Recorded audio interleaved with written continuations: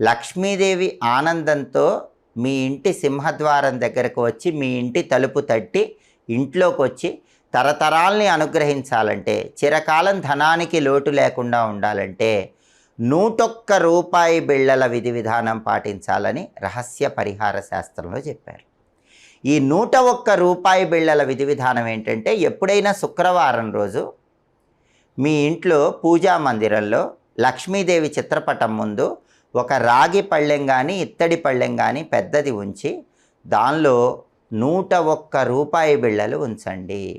ఆ 101 రూపాయి బిళ్ళల మీద ఒక మట్టి ప్రమిదలో ఇంకొక మట్టి ప్రమిద ఉంచి ఆవు నెయ్యి కానీ నువ్వుల నూనె కానీ పోసి 3 ఒత్తులు వేసి దీపాన్ని వెలిగించండి. అలా దీపం వెలిగించిన తర్వాత లక్ష్మీదేవికి పరమాన్నం కానీ కట్టె పొంగలి కానీ నైవేద్యంగా సమర్పించండి.